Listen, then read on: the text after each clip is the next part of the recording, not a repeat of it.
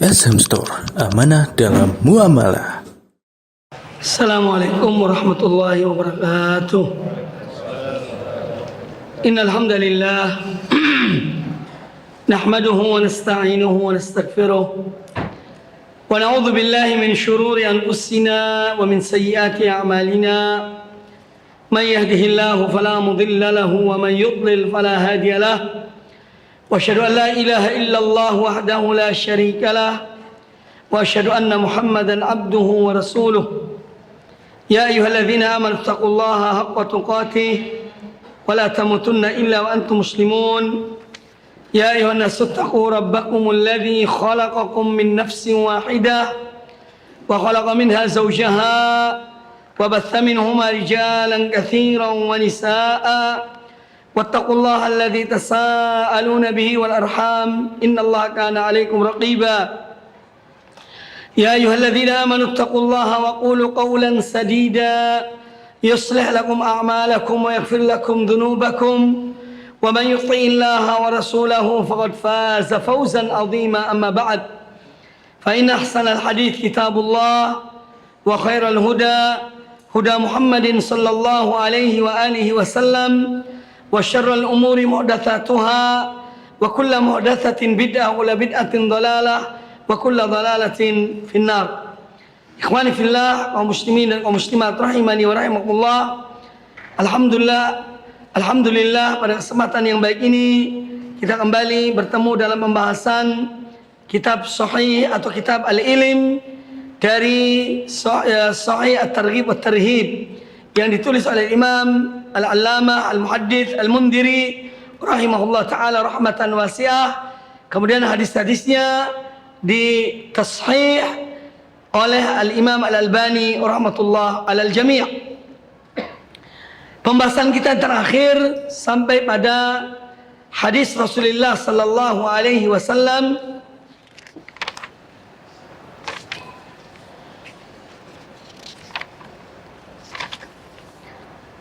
dari Abu Qatadah an Abi Qatadah radhiyallahu anhu qala, dari Abu Qatadah radhiyallahu anhu beliau berkata, qala Rasulullah sallallahu alaihi wasallam, Rasulullah sallallahu alaihi wasallam bersabda, khairu ma yukhallifu ar-rajulu min ba'dihi thalathun, sesuatu yang terbaik yang ditinggalkan oleh seorang setelah dia wafat ada 3 perkara. Waladun salihun yad'u lahu, yang pertama adalah anak yang soleh yang mendoakan orang tuanya. Yang kedua, jadi anak yang soleh mendoakan yakni orang yang meninggalkannya, itu ayahnya. Wa sadaqatun tajri yablughuhu ajruha, dan sedekah yang terus mengalir pahalanya sampai kepada orang yang memberikan sedekah tersebut, yaitu sedekah jariyah. Kemudian yang ketiga, wa ilmun yu'malu bihi min ba'dihi, dan ilmu yang diamalkan sesudah wafatnya, sepeninggalnya.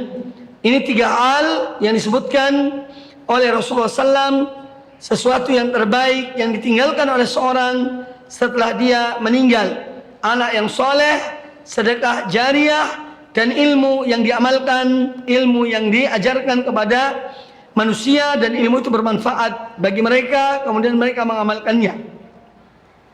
Hadis sahih riwayat Imam Ibnu Majah, riwayat Imam Ibnu Majah.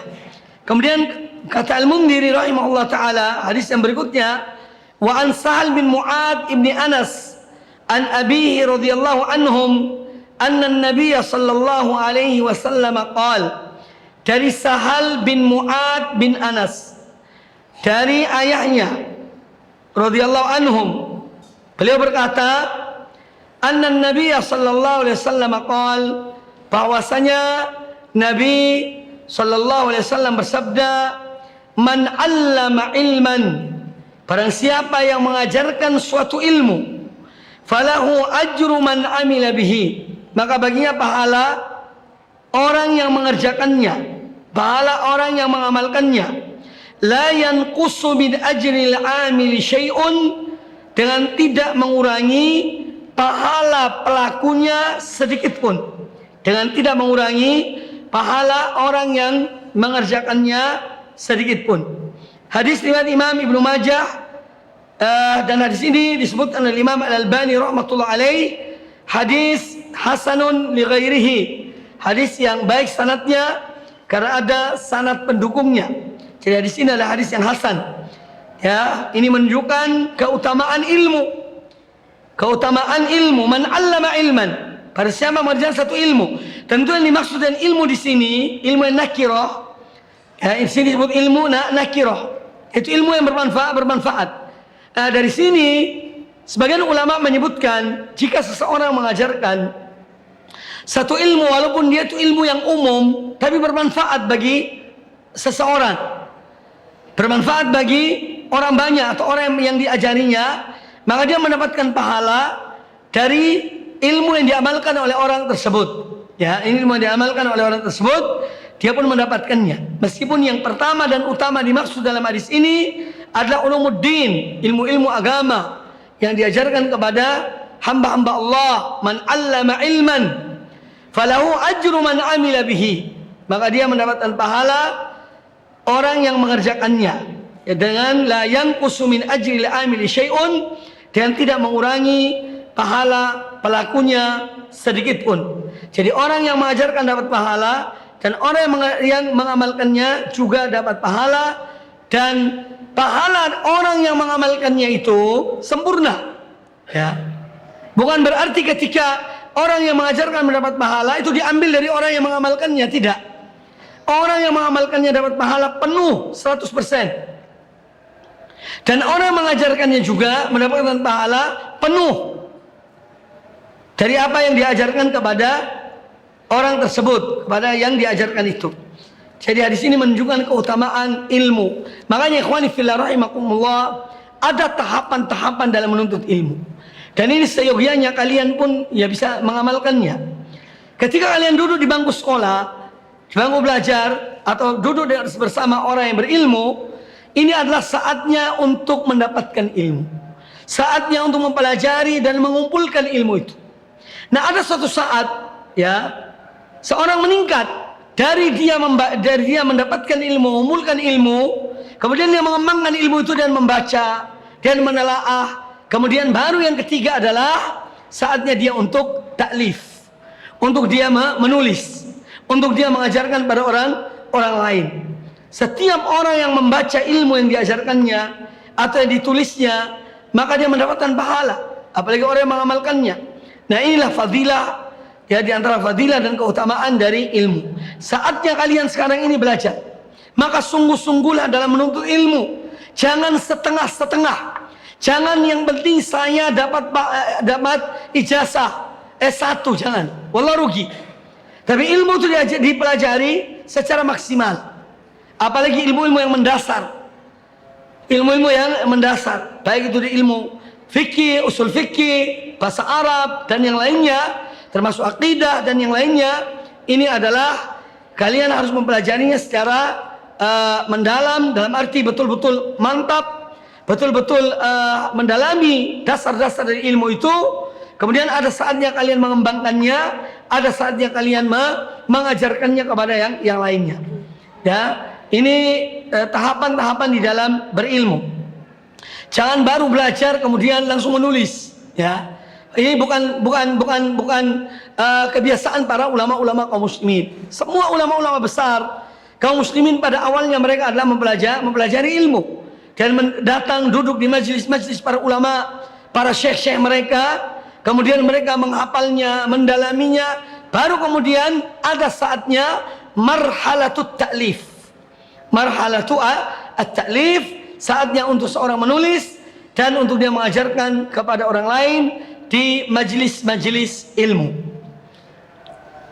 Kemudian hadis yang berikutnya, wa an Abi Umamah al-Bahili radhiyallahu anhu qala, dari Abu Umamah al-Bahili radhiyallahu anhu, beliau berkata, dzukira li Rasulillah sallallahu alaihi wasallam rajulani, pernah disebutkan kepada Rasulullah sallallahu alaihi wasallam tentang dua orang.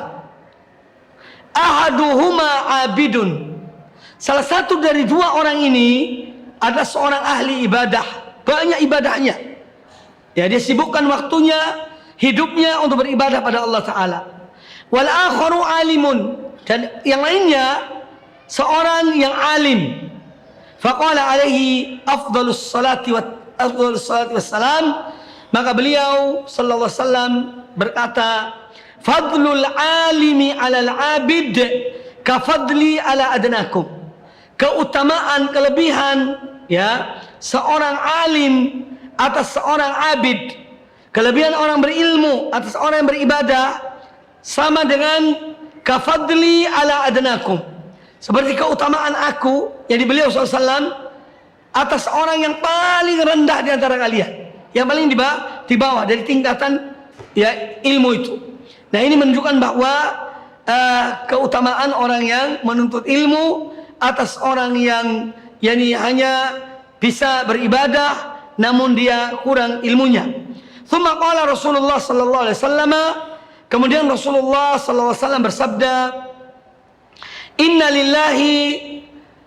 lillahi wa malaikatihi inna allaha wa malaikatahu wa ahlas samawati wal ardi hatta an-namlata fi juhriha wa hatta al-huta la yusalluna ala muallimin nasi al-khaira. Kemudian kata Rasulullah sallallahu alaihi wasallam, innallaha wa malaikatahu, sesungguhnya Allah dan para malaikatnya, wa ahlas samawati wal ard, demikian pula penduduk langit dan bumi, hatta namla fi juhriha, bahkan sampai pada semut yang berada di lubangnya, wa hatta al-huta, demikian pula ikan-ikan besar atau ikan yang ada di laut, la yusalluna ala muallimin nasil khaira, mereka benar-benar mendoakan untuk para pengajar manusia akan kebaikan. Mereka mendoakan. Jadi Allah, para malaikat, ahlus samawati wal ard, yang ada di penduduk langit dan bumi, semut-semut yang ada di lubang-lubang mereka, bahkan sampai kepada binatang atau ikan yang ada di laut, yaitu mendoakan orang-orang yang mengajarkan manusia akan kebaikan.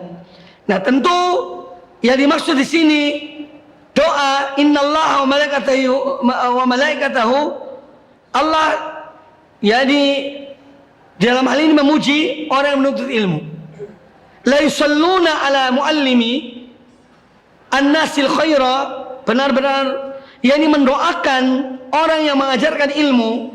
Tentu yang dimaksud dengan mendoakan yusalluna di sini, Allah tidak sama dengan para malaikatnya, sama dengan innallaha wa malaikatahu yusalluna 'alan nabi ya ayyuhalladzina amanu shallu 'alaihi wasallimu taslima. Sesungguhnya Allah dan para malaikatnya bersolawat kepada Nabi. Wahai orang-orang yang beriman, solawatlah kalian kepada beliau, kepada Nabi, dan ucapkanlah salam untuk beliau. Solawatnya Allah kepada Nabi sallallahu alaihi wasallam tidak sama dengan solawatnya malaikat kepada Nabi sallallahu alaihi wasallam. Tidak sama pula salawatnya orang beriman kepada Nabi sallallahu alaihi wasallam. Ya. Jadi ini ada perbedaannya. Jangan kemudian bagaimana Allah berdoa untuk orang yang mengajarkan manusia kebaikan. Allah memuji mereka. Allah menyebut mereka orang-orang berilmu itu di hadapan para malaikat. Ya, ini yang dimaksud dengan Allah memberikan salawat kepada orang yang yang mengajarkan kebaikan kepada manusia.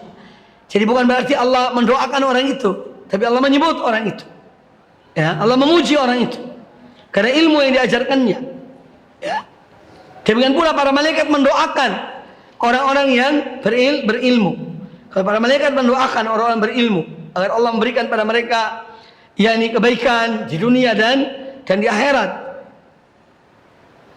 Nah, hadis ini menjelaskan kepada kita ya keutamaan orang-orang yang berilmu, yaitu ilmu din.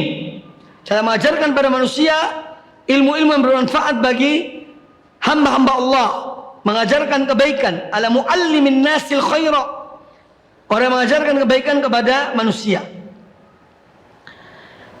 Maka fadilah ilmu itu adalah dari hadis ini Yang pertama, ilmu lebih utama dari ibadah. Ilmu lebih utama dari ibadah yang bersifat sunnah. Kalau ibadah yang wajib, ya wajib dikerjakannya. Ya, misalnya ada seorang mengajarkan ilmu yang bermanfaat, ilmu din. Kemudian seseorang ingin mengerjakan, misalnya dia ingin mengerjakan sholat sunnah duha di kamarnya.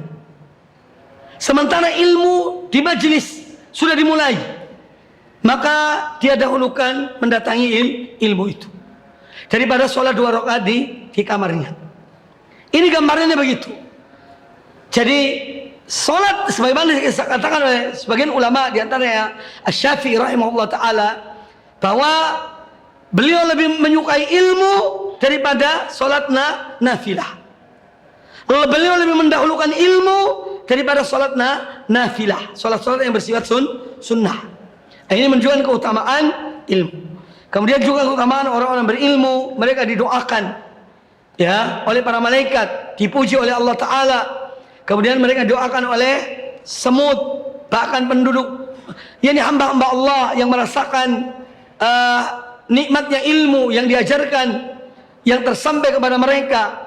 Ini juga mendoakan orang-orang yang berilmu, mendoakan para ulama. Sampai-sampai semut yang ada di lubangnya, demikian pula ikan yang ada di laut, semua mendoakan orang berilmu, orang yang mengajarkan kebaikan kepada manusia. Kemudian rawahu al-Bazzar min hadits Aisyah mukhtasaran qal, al-Imam al-Bazzar meriwayatkan hadis Aisyah ummul mukminin secara ringkas bahwa Nabi sallallahu alaihi wasallam bersabda, muallimu al-khairi yastaghfiru lahu kullu syai'in. Muallimul khair, seorang yang mengajarkan kebaikan, yakni kepada para hamba Allah, itu dimohonkan ampun oleh segala sesuatu. Dimohonkan ampun untuknya oleh segala sesuatu. Hatta al-hitanu fil bahri, sampai-sampai ikan-ikan yang berada di laut juga mendoakan muallim al-khair, seorang yang mengajarkan kebaikan ya. Nah, ini juga menunjukkan keutamaan orang berilmu, didoakan, dimohonkan ampun oleh segala sesuatu, ya manusia, malaikat, binatang, mendoakan, memohon ampun kepada Allah untuk orang yang mengajarkan kebaikan kepada manusia. Kemudian Al-Imam Al-Mundhiri rahimahullah berkata, wa an Abi Hurairah radhiyallahu anhu qala, wa an Abi Hurairah radhiyallahu anhu, dan dari Abu Hurairah radhiyallahu anhu beliau berkata, annahu marra bisuqil Madinati. Pada suatu ketika Abu Hurairah ini melewati pasar, salah satu pasar yang ada di kota Madinah. Fawaqafa 'alaiha faqal. Lalu beliau Abu Hurairah radhiyallahu an berdiri di pasar itu dan beliau berkata, ya ahlas suq, wahai para penghuni pasar, ma a'jazakum, alangkah lemahnya kalian. Ya, alangkah lemahnya kalian. Qalu wa ma dzaka ya Abu Hurairah. Kata mereka, orang-orang di pasar itu, apakah gerangan hal itu wahai Abu Hurairah, yang engkau mengatakan kami ya alangkah lemahnya kalian? Qal dzaka mirathu Rasulillah sallallahu alaihi wasallam yuksamu. Itu mirath, warisan Rasulullah sallallahu alaihi wasallam sedang dibagikan. Wa antum hahuna, sementara kalian berada di sini, yaitu di pasar. Ala tadhhabuna fatakhuduna nasibakum minhu, tidakkah kalian pergi untuk mengambil bagian kalian dari mirath, dari warisan Nabi sallallahu alaihi wasallam? Qalu wa aina huwa, orang-orang di pasar bertanya, di mana itu warisan itu? Warisan itu dibagikan. Qal fil masjid. Kata Abu Hurairah radhiyallahu anhu, di masjid. Warisan itu yang dibagikan berada di masjid. Fakharaju sira'an. Maka orang-orang di pasar itu keluar dengan bergegas-gegas, cepat-cepat keluar dari pasar tersebut. Wa waqafa Abu Hurairah lahum hatta raja'u. Sementara Abu Hurairah tetap berdiri di pasar sampai mereka kembali dari masjid. Beliau menunggu di pasar. Hatta raja'u, sampai mereka datang.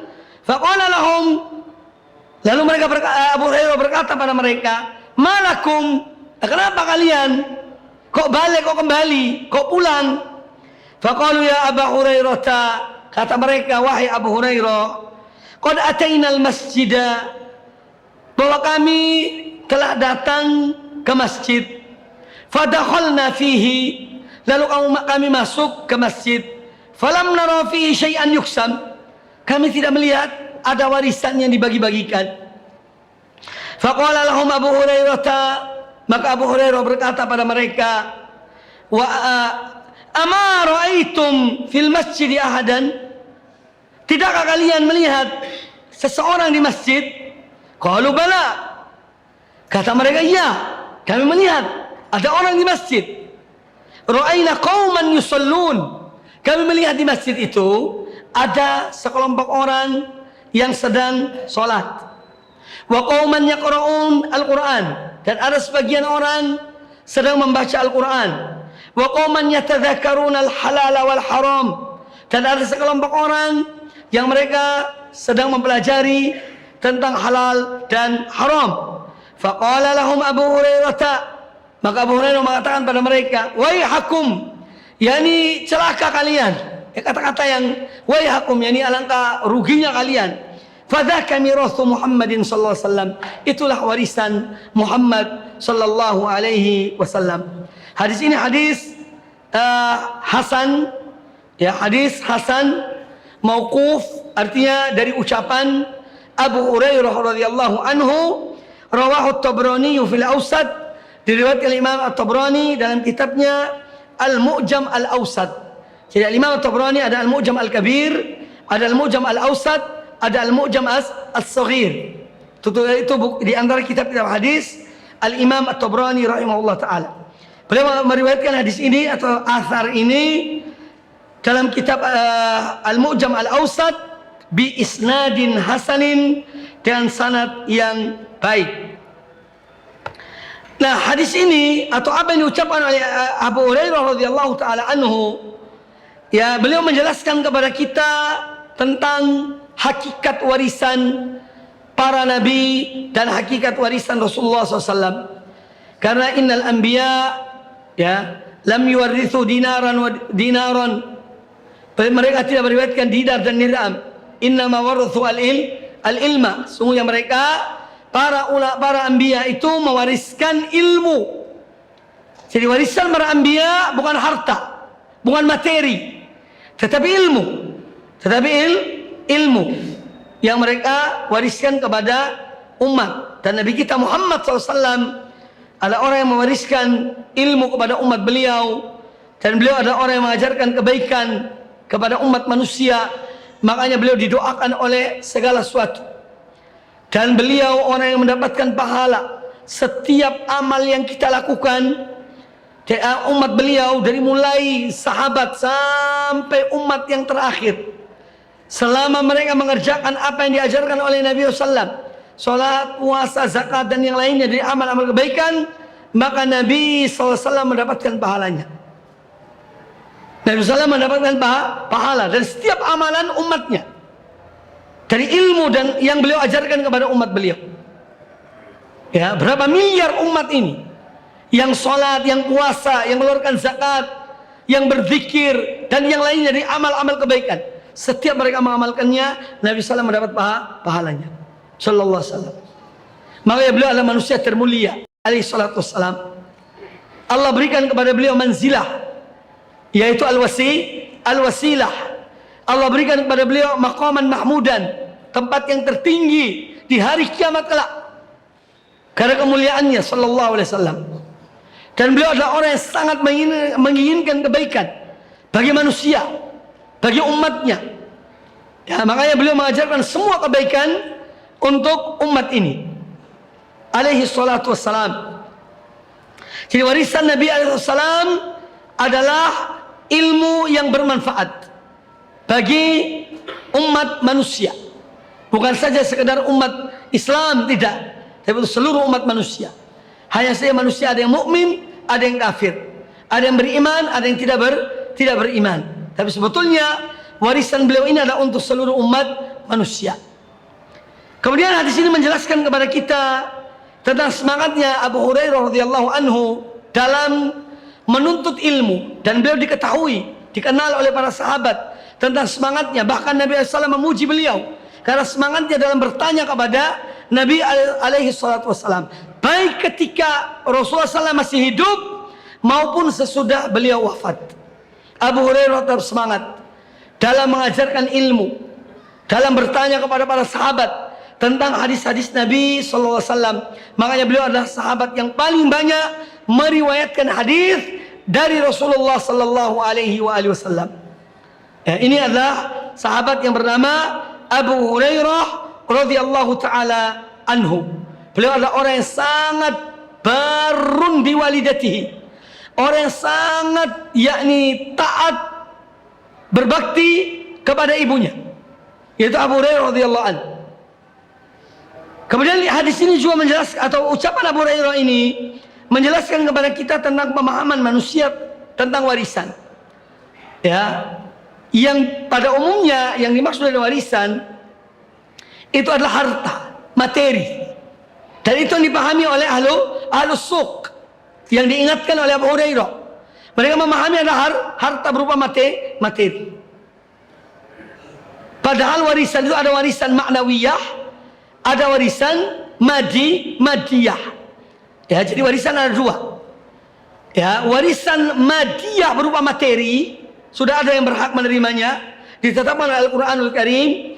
Dan ada warisan-warisan ma'nawiyah, yaitu Islam, nilai-nilai moral, ya, ajaran-ajaran Allah dan Rasulnya yang diwariskan kepada dari ulama kepada yang berikutnya. Maka ilmu ini adalah ibaratnya estafet. Kalau harta itu habis, ya, dengan digunakan, dimanfaatkan akan habis. Tapi ilmu ini tidak. Semakin seorang mendalami ilmu itu, maka semakin terasa kurang akan ilmu yang didalaminya. Maka dari itu janganlah seorang di antara kita merasa bahwa dia belajar 4 tahun, ya, disertai Ali bin Abi Thalib, masya Allah, tabarakallah, sudah jadi alim, punya ilmu. La wallah, sedikit, tak ada artinya. Ya. Wa ma utitum minal ilmi illa qalila. Tidaklah kamu yang diberikan ilmu kecuali sedikit. Ya.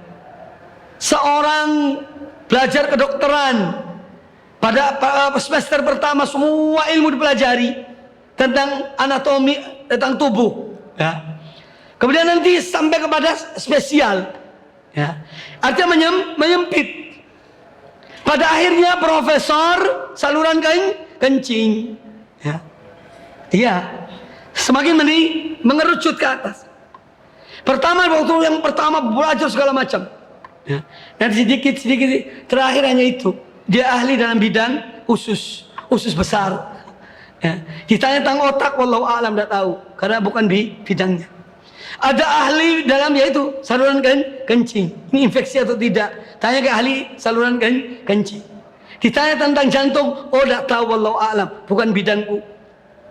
Ya. Nah demikian pula seorang pelajari ilmu, kalau seorang mendalami suatu, dalamilah suatu.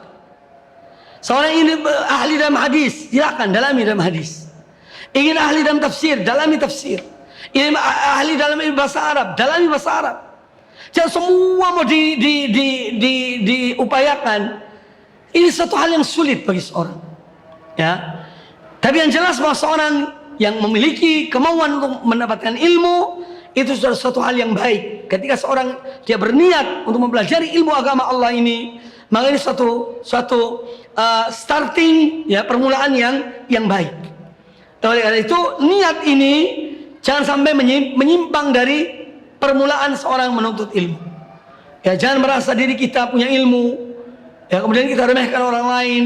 Jangan. Tapi hendaknya kita selalu merasa kurang ilmunya. Dan apabila kita membaca secara para ulama, ya bahwa mereka adalah orang-orang yang tawadhu, yang rendah hati. Semakin banyak ilmunya, semakin dia menunduk, semakin tawadhu. Dan tempat yang di bawah itu yang bisa diisi. Ini juga perumpamaan para ulama, bahwa yang bisa terisi air itu adalah lembah. Ini menunjukkan tawadhunya seorang.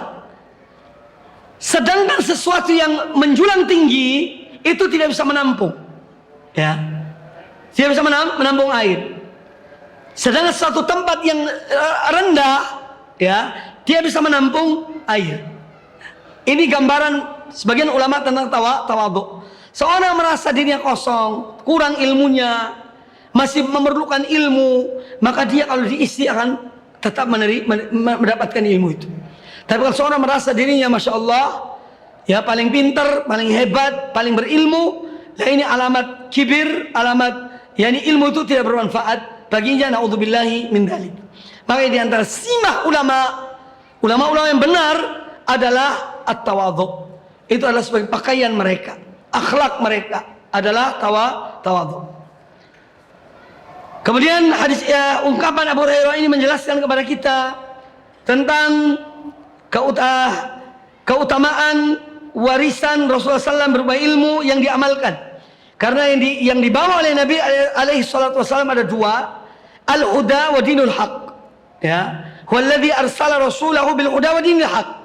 Dialah Allah yang telah mengutus rasulnya dan membawa petunjuk dan ilmu dan agama yang hak. Para ulama menyebutkan petunjuk adalah al-ilmu nafi', ilmu yang bermanfaat, dan dinul haq adalah al-amalus soleh. Makanya kita melihat di sini, mereka melihat di masjid ada orang-orang yang baca Al-Quran, ada orang yang sholat, ada orang yang mempelajari ilmu tentang halal dan haram. Ya, ini semua menunjukkan bahwa ilmu itu, yakni ilmu yang bermanfaat dan amal yang soleh adalah dua hal yang dibawa oleh Rasulullah Sallallahu Alaihi Wasallam. Kemudian kita lanjutkan bab yang berikutnya, at-targhib fi rihlati fi talabil ilmi.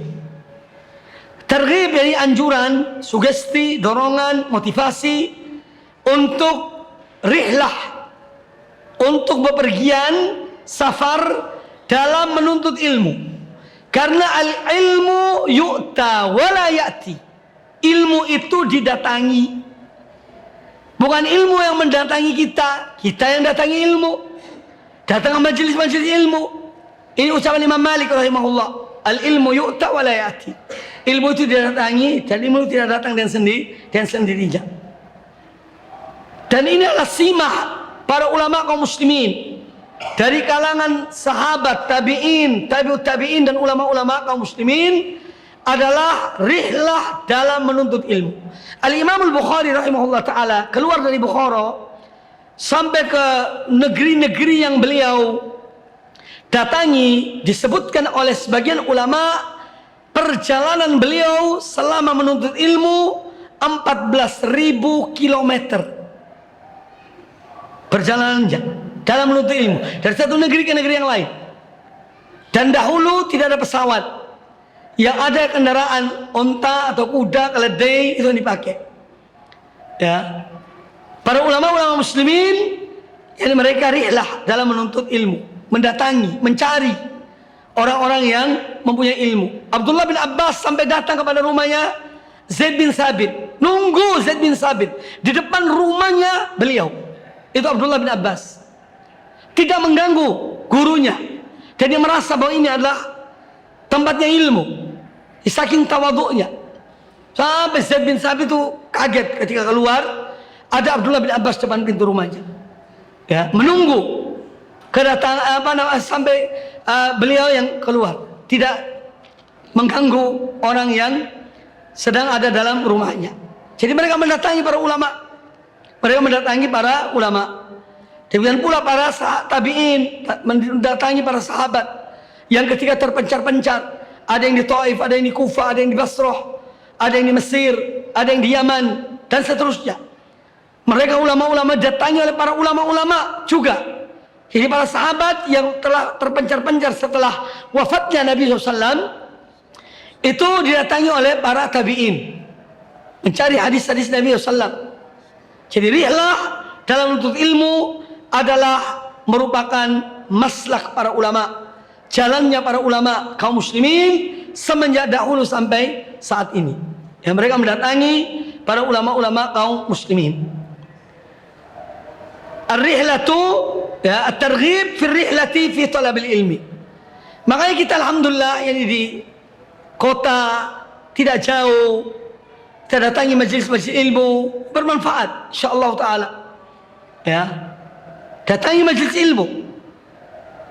Di antara hadis yang dibawakan oleh Imam Al-Mundhiri rahimahullah taala, an Abi Hurairah radhiyallahu anhu, anna Rasulullah sallallahu alaihi wasallam qaal, dari Abu Hurairah radhiyallahu an bahwasanya Rasulullah SAW bersabda, wa man salaka tariqan yaltamisu fihi ilman sahalallahu lahu bihi tariqan ilal jannati.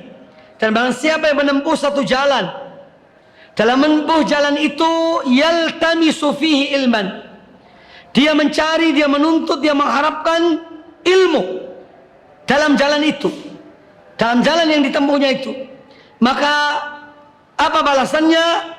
Sahalallahu lahu bihi tariqan ilal jannah, Allah memudahkan baginya jalan menuju surga. Jalan menuju surga. Jadi kalau di dunia ini ada rambu-rambu jalan, seorang kalau ingin sampai ke tujuannya dia mengikuti. Kalau sekarang Google Map ya, atau rambu-rambu jalan yang ada, kalau dia ingin ke utara namun dia ke selatan, maka dia tidak akan sampai kepada tempat tujuannya di utara. Nah demikian pula surga, apalagi surga. Kalau di dunia ada rambu-rambunya, ketika kita ingin pergi ke satu tempat, nah apalagi surga Allah Subhanahu wa taala, ya ada aturannya, ada rambu-rambunya untuk menuju kepada surga Allah taala, yaitu adalah ilmu dan amal. Ilmu dan amal, jalan menuju surga Allah Subhanahu wa taala, yaitu jalan Allah Azza wa Jalla. Ya. Maka tidak ada istilah seorang mendapatkan surga tanpa ilmu. Ini hal yang mustahil. Ya. Jadi surga dan ilmu, ilmu yang diamalkan, jalan yang ditempuh menuju surga Allah Subhanahu wa taala. Ya. Sila pentingnya seorang itu belajar minimal hal-hal yang pokok dalam agama ini. Apalagi hal-hal yang akan kita lakukan, yang akan kita kerjakan. Ya, hendaknya kita mempelajari sebelum mengerjakannya. Seorang istrinya hamil 7 bulan, ayo baca kitab tentang akikoh. Jangan nunggu. Sekarang alhamdulillah banyak fasilitas. Karena akikoh itu bagian dari agama, ada tuntunannya, ada ajarannya. Ya, tidak hanya mikir uang untuk melahirkan berapa ya. Ya kadang-kadang begitu, ya betul. Silahkan mikirkan, tidak ada masalah. Kalau operasi berapa juta, kalau tidak operasi berapa yang disiapkan. Belum lagi nanti pakaiannya, belum lagi popoknya, ini itunya. Lah, itu boleh dipikirkan, tidak ada masalah. Tapi ada yang lebih dari itu. Bagaimana tata cara akikoh yang benar, sesuai dengan sunnah Nabi SAW. Bagi seorang yang diberikan, dianugerahi seorang anak, ini perlu mempelajarinya. Jadi setiap amal yang akan kita kerjakan, kita wajib mempelajari. Satu amal ibadah, ya, yang akan kita pelajari, yang akan kita amalkan, harus kita pelajari. Seorang ingin umroh, ya pelajari bagaimana cara umroh. Ya, cari buku pedomannya supaya dia betul-betul beramal sesuai dengan apa yang dicontohkan oleh Nabi Sallallahu Alaihi Wasallam. Seorang akan berumah tangga, ya coba pelajari kitab-kitab yang menjelaskan tentang berumah tangga. Ya, bagaimana tata caranya, bagaimana aturan-aturan agama tentang pernikahan dan seterusnya. Ya, jadi setiap yang akan kita jalani hendaknya kita itu mempelajarinya. Apalagi yang berkaitan dengan agama Allah Subhanahu wa taala. Ya. Kemudian hadis yang berikutnya, wa an Zirri bin Hubaish Qal ataitu Safwan ibn Assal al-Muradi radhiyallahu anhu. Dari Zir bin Ubaish, beliau berkata, pernah aku datangi Safwan bin Assal al-Muradi radhiyallahu anhu, salah seorang sahabat. Qal, kata Safwan bin Assal al-Muradi radhiyallahu anhu, bertanya kepada Zir bin Ubaish, ma ja'a bika? Apa yang mendorong kamu tuh datang ke sini? Ma ja'a bika? Ya, apa yang membawamu kemari? Dorongan apa, motivasi apa, sebab apa yang menjadikan kamu tuh datang ke sini? Qultu umbitu al-ilma. Kata Zir bin Ubaish, umbitu al-ilma. Ambato yunbitu, artinya akhraja yukhriju. Akhraja yukhriju. Ambato yunbitu, artinya akhraja yukhriju. Ana umbitul ma minal bi'ir. Saya mengambil air dari sumur. Ya, ini nama ambato yunbit, akhraja.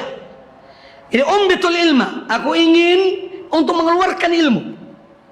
Yani beliau tahu bahwa Safwan bin Assal, seorang sahabat Nabi SAW, orang ini punya ilmu. Aku ingin mengorek ilmunya, mengeluarkan ilmunya. Ana umbitu al-ilma. Qal, lalu dijawab oleh Safwan bin Assal radhiyallahu anhu, fa inni sami'tu Rasulullah SAW yaqul, sesungguhnya aku mendengar Rasulullah SAW bersabda, ma min kharijin kharaja min baitihi fi talabil ilmi illa wada'at lahul malaikatu ajnihataha ridan bima yasna'u. Aku mendengar Rasulullah SAW bersabda, ma min kharijin, tidaklah seorang yang keluar, kharaja min baiti, tidaklah seorang keluar dari rumahnya, fi talabil ilmi, dia keluarnya itu dalam rangka menuntut ilmu, maka illa wada'at lahul malaikah, melainkan para malaikat meletakkan ajnihataha, sayap-sayapnya, ridon bima yasna, karena ridho kepada apa yang dikerjakan oleh orang yang keluar untuk menuntut ilmu. Ya, ini menunjukkan keutamaan orang yang keluar menuntut ilmu. Ya. Maka ilmu itu didatangi. Seorang harus semangat keluar dengan niat lillahi ta'ala. Ini juga pentingnya keikhlasan dalam menuntut ilmu. Ikhlas dalam mendatangi majelis ilmu. Ya, jangan datang ke majelis ilmu untuk fitnah, untuk mencari hal-hal yang aneh-aneh. Ya, datanglah ke majelis ilmu karena Allah Subhanahu wa taala. Ilmu itu akan berkah. Ya, karena ilmu adalah sesuatu yang mulia. Islam adalah agama ilmu dan amal, teori dan praktek. Ya, maka ilmu sesuatu yang mulia. Dalam hadis yang lain kata Nabi alaihissalam, man kharaja fi talabil ilmi fa fi sabilillah hatta yarji'a. Pada siapa yang keluar dalam rangka menuntut ilmu, maka dia berada di jalan Allah sampai dia kembali, sampai dia pulang ke rumahnya. Ini menunjukkan keutamaan orang yang keluar ya untuk menuntut ilmu. Ini menunjukkan pula kewajiban untuk ikhlas di dalam menuntut ilmu. Kalau seorang keluar dari rumahnya karena menuntut ilmu, maka langkah-langkahnya insya Allah mendapatkan pahala di sisi Allah Ta'ala. Ya, setiap gerakannya, langkahnya menuju ke majelis ilmu mendapatkan ganjaran di sisi Allah Subhanahu wa Ta'ala. Kemudian para malaikat meletakkan sayap-sayap mereka. Ajnihatun janah. Janahun ajnihatun. Ya, para malaikat meletakkan sayap-sayap mereka karena ridho kepada apa yang dilakukan oleh seorang yang menuntut ilmu. Ya. Ikhwani fillah rahimani wa rahimakumullah. Demikian pembahasan kita tentang menuntut ilmu, dan insya Allah kita lanjutkan pada kesempatan-kesempatan yang akan datang. Insya Allah kita menjelang bulan Ramadan, mari kita menyiapkan diri kita, hati kita, iman kita untuk menyambut datangnya bulan Ramadan. Baik, di sini ada sebuah pertanyaan. Ma hukmu as-sahar inda adnil muadzin.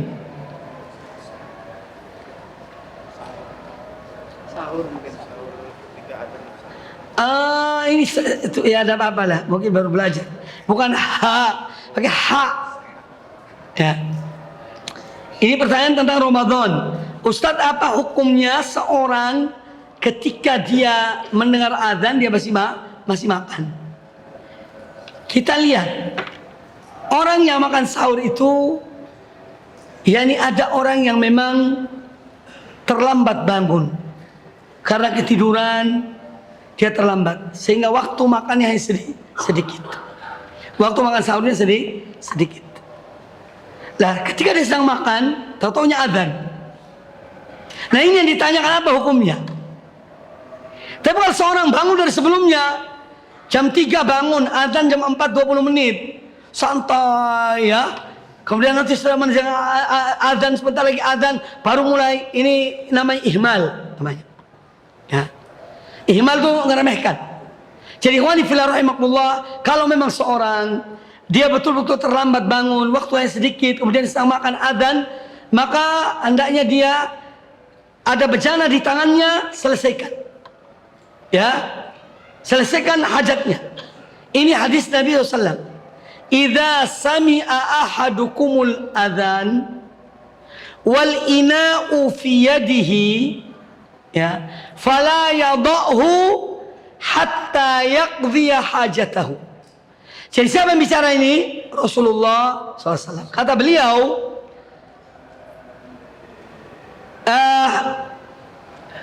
tadi apa? Idza sami'a ahadukumul adzan, apabila salah seorang di antara kalian mendengar adzan. Ya. Adzan apa? Adzan subuh maksudnya. Sementara bejana ada di tangannya, wal ina'u biyadihi fi yadihi, dan bejana yang dia makan ada di tangannya, fala yadha'hu, maka jangan dia letakkan bejana itu.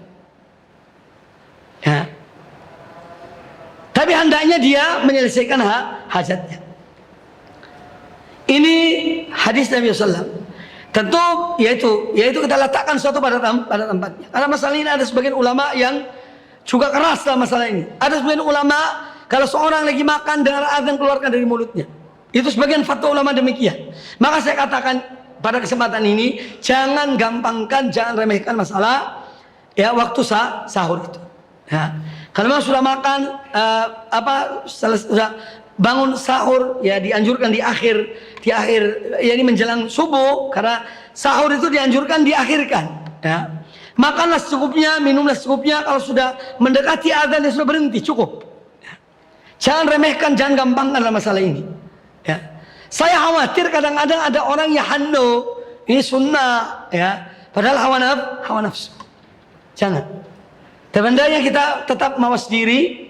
Lain halnya kalau orang betul terlambat bangun, ya dia masih sedang makan kemudian azan, maka dia kalau masih ada piring nasi di piringnya sudah cukup kan? Ya, cukup. Kemudian minum airnya. Karena minum itu sesuatu yang tak bisa orang makan dan minum itu. Ya. Maka dia hajat tahu. Jangan dia letakkan bejana itu sampai dia menyelesaikan hajatnya. Tapi kalau sengaja menggampang-gampangkan, ya kami tidak melihat itu suatu hal yang benar. Ya. Wallahu a'lam. Bagaimana cara untuk menumbuhkan niat yang sudah hilang dalam menuntut ilmu? Ya selalu orang itu sebetulnya niat itu ya dari awal niat menuntut ilmu ya itu niat. Cuma kadang-kadang patah semangat di tengah jalan atau kurangnya semangat. Di sini perlu tajdid niyah, ya, pembaruan semangat dalam menuntut ilmu. Maka seorang perlu cari teman yang baik, teman yang ini memberikan semangat pada kita menuntut ilmu. Ya. Kemudian kita mungkin bertanya pada guru, pada ustadz. Ya. Jadi ini diantara hal-hal yang juga akan memberikan jalan keluar. Kemudian mohon pada Allah Ta'ala supaya kita semangat dalam menuntut ilmu. Ya. Doa mohon perlindungan dari kemalasan. Allahumma inni a'udzubika minal ajzi wal kasal. Makanya Nabi sallallahu mohon pada Allah Ta'ala. dari al-ajaz wal kasal wal ajaz atau ajaz wal kasal. Karena ini penghalang-penghalang dalam beramal, ya, termasuk dalam menuntut ilmu. Ya. Kemudian kalau belajar di saat Anda itu capek, payah, ya istirahatlah. Jangan maksakan diri. Jangan memaksakan diri kita untuk menghafal di saat kita ini sudah payah. Di saat istirahatlah. Ya. Saat Anda semangat, manfaatkan dengan sebaik-baiknya. Dan waktu yang semangat dalam belajar itu, menurut pengalaman saya, sebelum subuh. 1 jam sebelum subuh itu, habis sholat witir, duduk, baca, hafal. Kalau perlu bikin kopi, tidak ada masalah. Kadang-kadang kita ini perlu, ya ini ada dorongan. Asy-Syaikh Sa'di rahimahullah ta'ala disebutkan dalam sejarah beliau kalau sholat malam itu ada kopi di sampingnya. Sa'di rahimahullah. Sholat 2 rakaat salam, di ini minum. Ini hal-hal yang bisa menolong seorang, artinya untuk apa? Semangat dalam beribadah, semangat dalam belajar. Maka tidak mengapa Anda itu beli termos kecil, taruh sampingnya. Tapi hati-hati, kadang-kadang ada yang iseng-iseng. Oh, anak mau duduk sama orang punya termos. Dia ada punya termos. Ini yang habiskan temannya. Ini juga harus tahu diri, ya. Tak punya modal ya, tidak usahlah, ya. Jadi kadang-kadang perlu hal-hal seperti itu untuk memberi semangat, ya.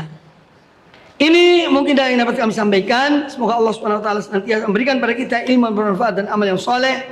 Dan mudah-mudahan kita sampai pada bulan Ramadan berikan taufik, hidayah, inayah untuk meningkatkan amal ibadah kita pada Allah Subhanahu wa taala. Dan sebagaimana dikatakan oleh Ustadz Andi tadi, tetap semua harus semangat. Amal ibadah di Ramadan semangat, yang nuntut ilmu juga semangat, jadi panitia pun semangat, ya. Ya, ini yang jadi panitia juga harus bisa bagi waktu. Demikian, mudah-mudahan bermanfaat bagi kita semuanya. Aqulu qouli hadza wa jazakumullahu khairan. Subhanakallahumma bihamdika asyhadu an la ilaha illa anta astaghfiruka wa atubu ilaik. Wa sallallahu wasallam wa baraka ala nabiyyina wa ala alihi washabihi ajmain.